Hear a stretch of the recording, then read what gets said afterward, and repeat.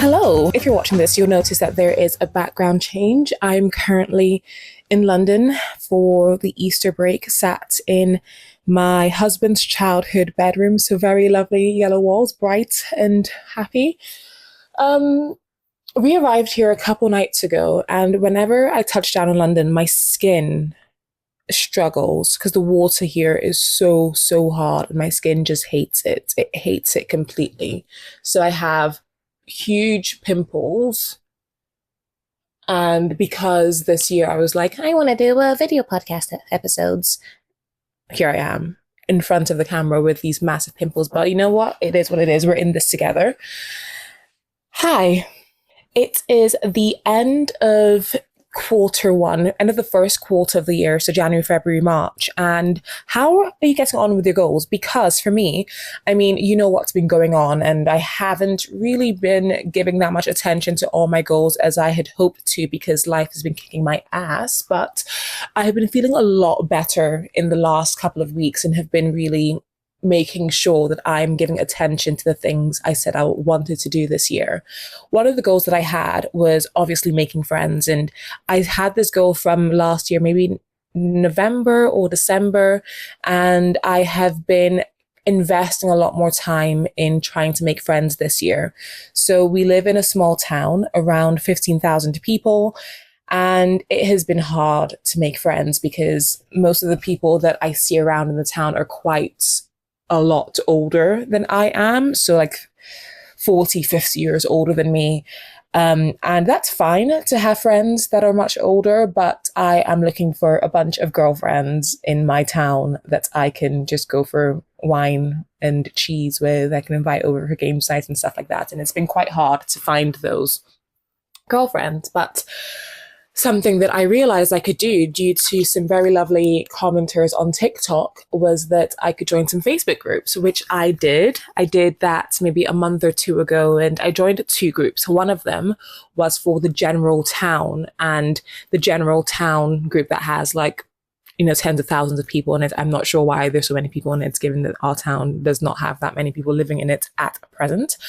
And the other one I joined was for those that were in their 20s and 30s that live within the town. And the 20s and 30s group has been such a godsend because I had no idea there was so much going on in our town. Like so many different activities, so many different people with businesses who are advertising their businesses, so many different people just commenting on things that are happening or help that they need. And people are so quick to answer and give their help and advice in the comments, which is it's such a beautiful community that's there.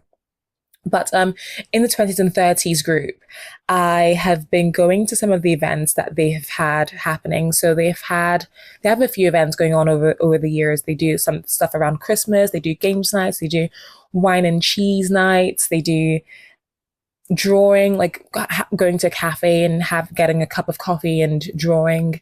They do lots of really, really fun things. And the first one that I went to was a games night, maybe about a month ago. And let me tell you, it was so much fun. So much fun. I didn't even know that I knew that I needed friends. I knew that it's something that I wanted, friends in my actual town. But when I was at that games night, the first one that I went to, I had so much fun. I was laughing like a maniac. I was playing games. I was very competitive, meeting new people. And it was just such a good time. And then there was another one. They run the games nights every couple of weeks. There was another one that happened last week, I think last week, Thursday, which I went to, which was also just really, really fun. But on my way there, I was just thinking, it's well enough going to these organized events, the games nights and other things that they have going on. However, I think that in order to make actual friends, actual real friends, of that connection that I have with a few of my friends in my life at the moment who don't live in the UK / don't live in the country that I'm in, England. I've lost my train of thought. Yes, in order to actually make those friends, they need to happen outside of those organized group events, I believe, because meeting people at a group event, getting along with them, and then leaving that event and not talking to them until the next event that you're both at isn't really friendship, is it? It's, socializing, but I want friendships, I want community. So I think what I need to do next, my next sort of phase of making friends, is to actually find the people that I connect with within these groups and ask them to hang out outside of these organized group events. And I think from that point on, I could really see if I'm a fit for them, they could see if they're a fit for me, and we can develop a relationship. So that's my next phase. I'm still going to be going to the group events, but I'm going to make a more of a focused effort in moving outside of the group and developing relationships with people outside of these organized events. That's going well, I think, that goal of making friends. The other one that I had was job stuff, which you already know about. I'll tell you when something happens on that front. But one that I've had, which I started working on in January, and I got 1% closer to the goal of the goal, to achieving the goal, was becoming sexy. Becoming sexy is something that I've wanted to be and wanted to feel, but I've never really felt it. And I don't think it's something that can come from any external source. It's all internal. There is, what I think being sexy is having this just deep confidence in yourself, in how you look, in how you carry yourself, and almost walking into any room and being like, everyone in this room is blessed that I am also in this room with them. But not in a cocky way. Not in a cocky way. So that's what I want to be. I feel like I used to think of who's a sexy person. I feel like the person that everyone goes to, Sofia Vergara, but yeah, sure. But that's not who I really feel. I think Kiki Palmer. Kiki Palmer, I feel like what is sexy about her is that she is so confident in whatever room that she's in. I mean, I don't know her personally, but from what it looks like when I watch the videos and stuff of her, there is this confidence that she has in being completely herself. And I think that's part of it. But okay, is there anyone else? I will throw Sofia Vergara in there. No, I won't. It's just that's not the vibe that I want. Maybe I haven't seen someone embodying like the thing that I want to feel. But in my mind, I know what that feels like. And that's something that I'm working on. Step one for me is finally completing Emily Nagoski's book, Come As You Are, or Nagoski. I'm not sure how you pronounce the last name. I'll say Nagoski's book, Come As You Are. And it's a book that is about the female body, male body, sexual functioning. It talks about your accelerators and brakes, and it speaks about how we have been conditioned to view our bodies as women in a very particular way that seems to be a lot more male focused, as opposed to in the biological way and in a way that is very much realistic to how diverse women's bodies are. And I have found the book to be something that's really, really interesting and super helpful, because growing up, I just felt like there was so much messaging that I consumed around what a woman is, how a woman's body should be, how women should look. And it was something that was constant in TV, in movies, in magazines, on billboards. It was something that was just constant. And it really impacted, well, that and being the only Black person in my school all the way throughout my education. I was the only Black person in the room. I mean, growing up in Scotland in the early 2000s, it was not as diverse as it is today. And it's something that impacted me. Like, I remember being at a school athletics event, and there was this girl who, like, the girls were told to go and compete together and the guys were told to go and compete together. And a girl, I heard her behind me, she was like, "Is that a boy or a girl?" And I'm like, "Bitch, shut up. What does it matter to you if I'm a boy or a girl? I'm a girl. Of course I'm a girl. Like, this is why I'm here."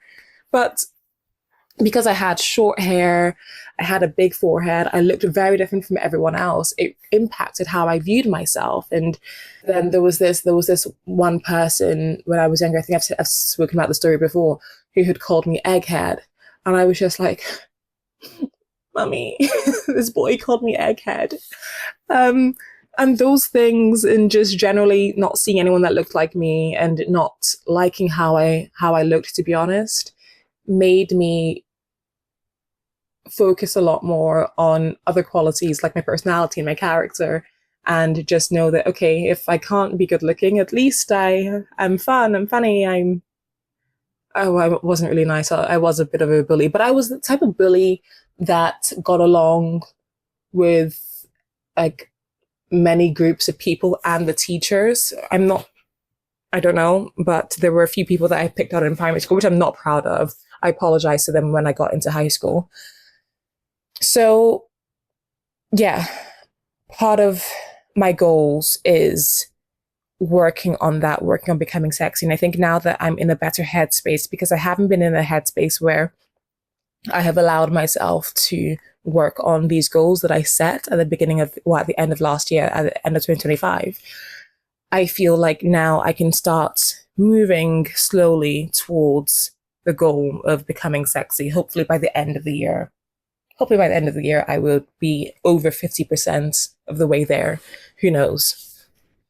But at present, I'm definitely what I feel 1% sexier, which does feel very good, which does feel very good. It's always good at this juncture, at the beginning of a new quarter, to evaluate whether or not you have been working towards the things that you said you were going to work towards this year.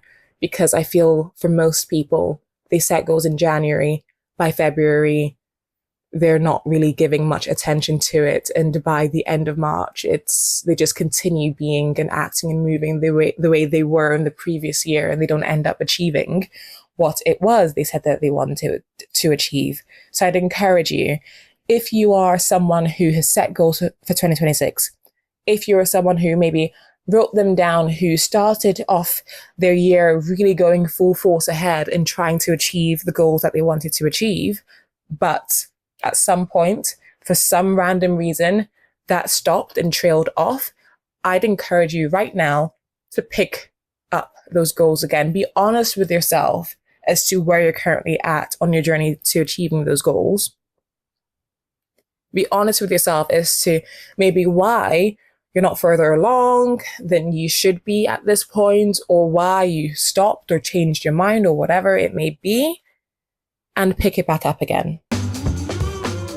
When I was packing to come to London, I completely forgot to pack my, all my recording equipment. So rather than having my big ring light, my tripod, and those are the main things, I just packed my portable light and my mics.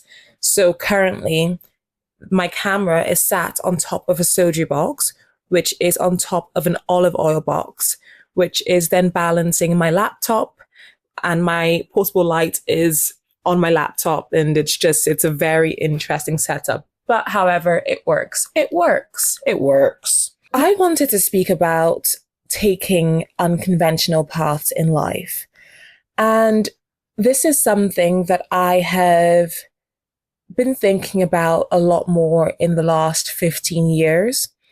However, in the last week or so, conversations around going down an unconventional path in life has been coming up time and time again. I was first of all speaking to a friend, and something that I have felt at different points in my life is that it would just be so much easier to feel like I'm called to a life that is a lot more streamlined and simple and structured and conventional. And how I view a conventional life is you go to primary school, you go to high school, you go to university to study whatever degree it is or whatever course it is you want to study, and you get your degree. After securing that degree, you enter a career building job that is in the field that you've wanted to be in forever. You stay in that job for several decades. Whilst you're in that role, there's marriage, there's kids, there's grandchildren, there's death at some point, and that's your life, done and over. Of course, there are really fun and joyous aspects of all that, which is all the people that you meet in life along the way, all the experiences you get to have. And that's how I view a conventional life. What I feel when it comes to a more unconventional life is that you do all your education bits. However, you always have this thing within you that knows the path that has been set before you, which is school, uni, work. Work in an employed work isn't something that is for you. And when I was younger, when I was a child, like 6, 7, 8, 9 years old, I always felt that I want to build my own things in life. I don't want to work for anyone else. I want to be my own boss, do my own thing, and be passionate about whatever it is I'm doing. And I was super excited at that point because I just felt like, wow, the world is my oyster. I can do anything I want. I'll be successful at anything that I do. And I still feel a degree of that today. However, the realities of life has really settled in a lot because it is hard. It is hard to build your own life and build the life that you want when that life that you want isn't working your way up a career ladder and getting to a certain point. It's hard, first of all, finding what it is you want to do and then discovering in which way the thing you want to do is going to be outworked. So you may know that you want to own a business, for example, but what type of business? Where would the business be operating out of? What industry is a business going to be in? You need to figure out all those things. And those things are just so hard. And I didn't realize it was going to be this hard. Even though what I want is to build my own life, which I know that there's really no other option for me. There's no other option for me because being employed by someone in the sense of a conventional career. So I'm in marketing, being within a role that allows me to make my way up to a CMO position or CRO, so chief marketing officer or chief revenue officer position isn't something that I want. If I were to be in a role like that and be working my way up the career ladder like that for the next even 5 years or 10 years, I would just be so unhappy because I've done it. After my school, I then went into university, and after uni, of course, what's next? You get into a job. And I wanted to get into a job because I wanted to use my skills, but as well as that, it's sort of what you do. It's what you do. You don't really question it. I think if you came from a background that your family is incredibly rich to crazy levels of wealth, and you didn't have to focus on getting a job, getting educated. You don't have to focus on all those things. You can just really do whatever it is you want and know that you're not going to have to worry about money. You're not going to have to worry about networking. You're not going to have to worry about having the right connections because your family already has those things. Feels like that type of life would be a lot easier for you to build your own thing. However, if you come from a background like me, which is that you have to work for the things that you have, you go into work. And that's what I did. Straight out of uni, I went into one job, left that job because I'm like, I have all this responsibility and the pay isn't matching. I want to move into a different industry. Went into another industry, went into another job, went into another one and another one and another one. And we're just moving jobs like crazy because I'd get bored after the first 6 months to 1 year because I just know that I'm not made to be here. And the words of Kim Kardashian when she was like, I just feel like people don't want to work anymore. I feel like women don't want to work. I was like, yeah, Kim, I'm part of that group. I don't want to work. I don't want to work.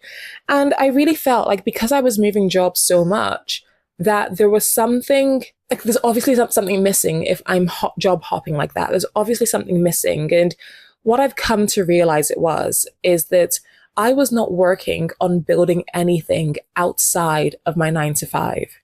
I know that I can't leave my 9 to 5, go all in into this one thing that at that point, like nothing had materialized and still be able to sustain myself. But when you feel like you are called to build something, and when you feel like you're called to lead an unconventional life, however, you still have to work to survive. What I'm realizing the balance is ensuring that outside of the job that you're working to pay the bills, you are so focused on building the thing you want to build. Otherwise, it will feel like such a drag. Every day will feel like such a drag in your job. And I have felt that for years upon years upon years. Like, I'm working on this podcast, I'm working on some other things, other creative things outside of this, and I'm having so much fun doing it. And it feels like it's giving me life in a type of way that no job has ever given me life before. And it feels so, so good. And I was speaking to a friend about this, and we were just talking about how easier it would be to build a life that's completely stable from the jump. And I say completely stable, life is fickle and things change all the time, things that are outside of your control, and you can't really do much about it all the time. But building a life that is, you school, you work up the career ladder, and you feel purpose in it all.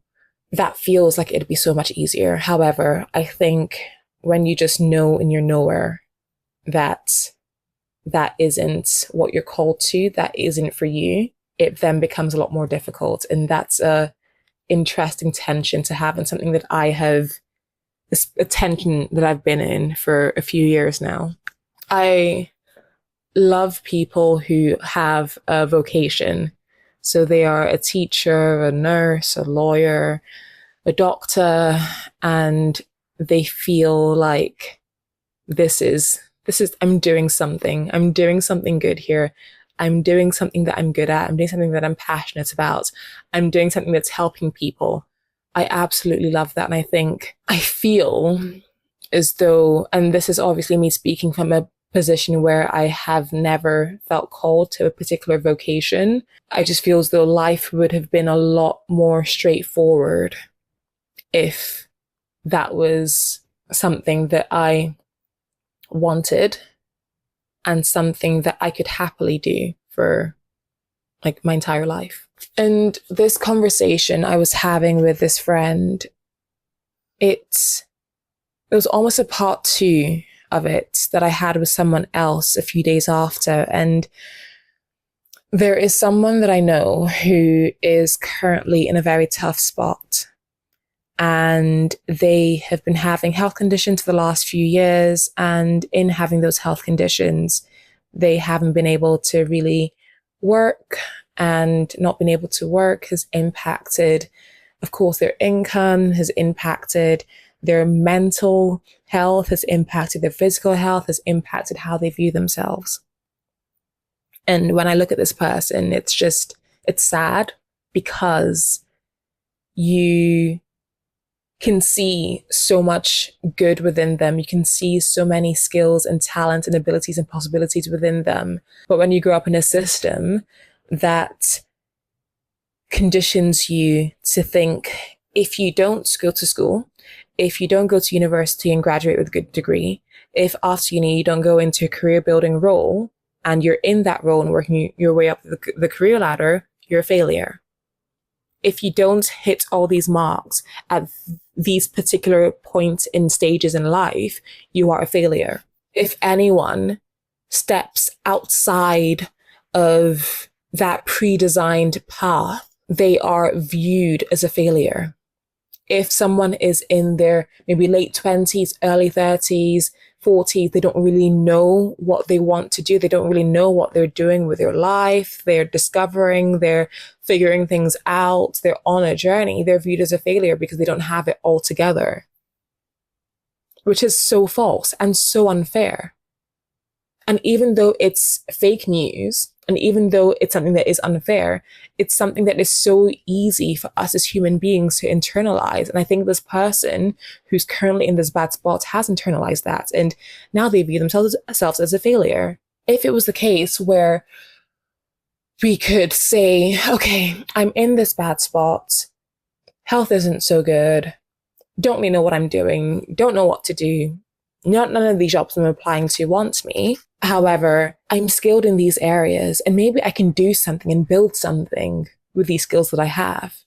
Maybe I can make something work and build something for myself. We're not taught to think that way. And it's hard to think that way because you need to undo so many conscious and subconscious conditioning that has been prevalent throughout your entire lifetime, the lifetime before you, and society as a whole.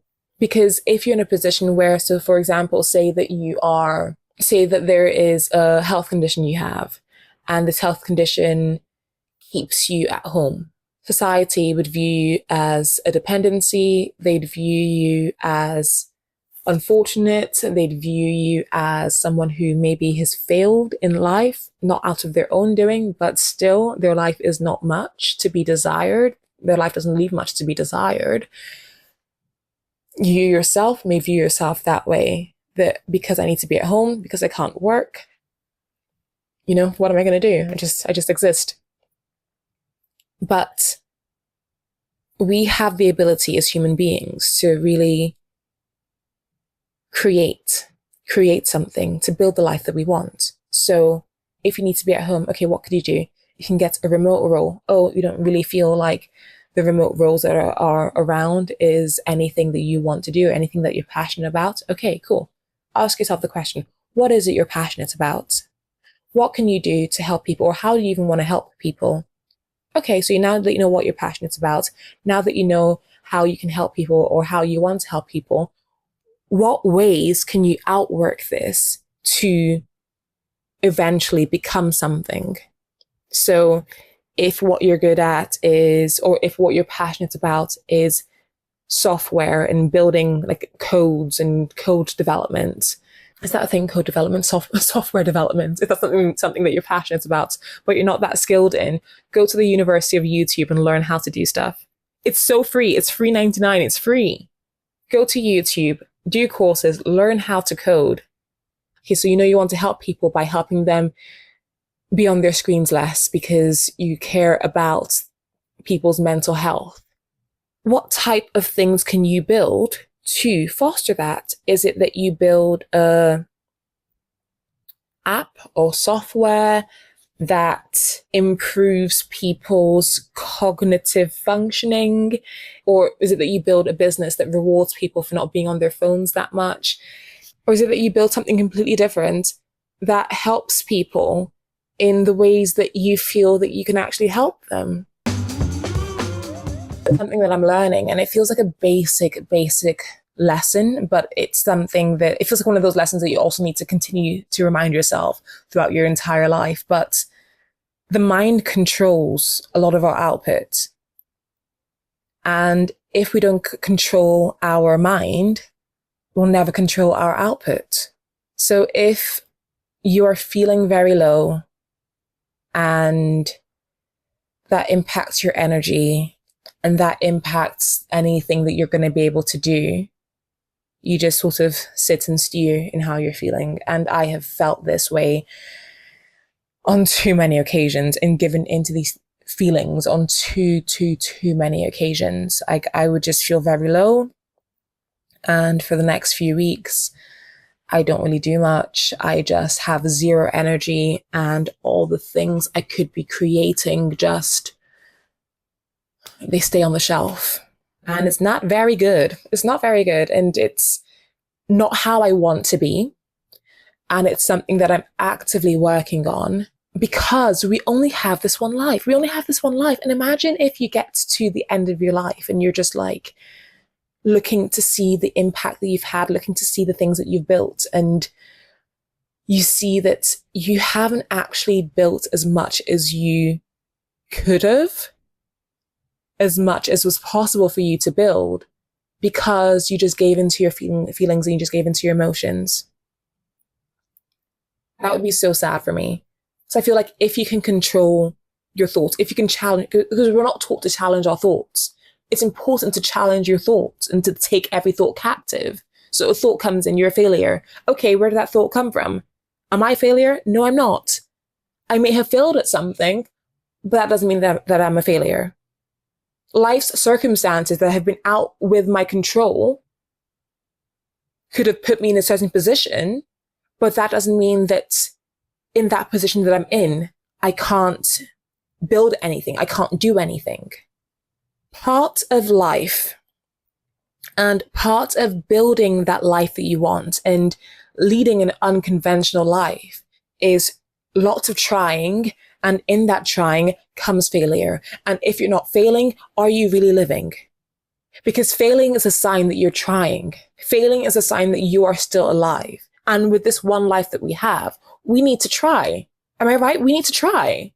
It's too easy to give up. It's too easy to give up because our life isn't looking normal, or our life isn't looking how we thought it would look or how we want it to look. It's so easy just to be like, to dust our hands off and say, okay, it is what it is. But if you do that, it literally becomes what it is. If you stop trying, you will be in the same position that you are in at the moment. And if you're not happy with that position that you are in, you need to keep on trying. And it hurts to fail. It hurts to fail. It sucks. It's a sucky feeling. However, the quicker you try, the quicker you fail, the quicker you move on, and the sooner you reach the goals that you have set for yourselves, the sooner you reach whatever success looks like for you. Life should be embraced, and life is messy. It's complicated. It's complex. It's tough. It's beautiful. It's bright. It's rich. It has texture to it. It's not smooth sailing, and I don't believe it's meant to be smooth sailing. In the wise words of Cheryl Cole or Cheryl Fernandez, whatever her name is, Vasily, whatever her name is now, anything that's worth having is worth fighting for.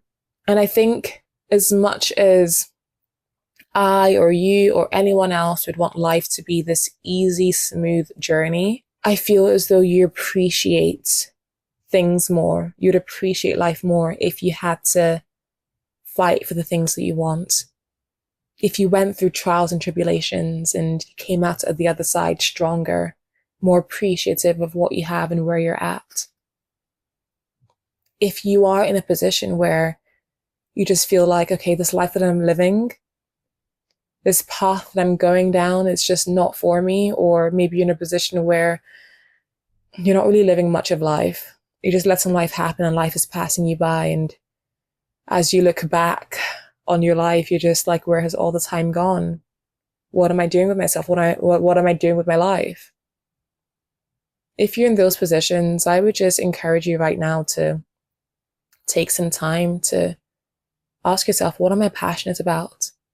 What do I want to learn? How can I help people?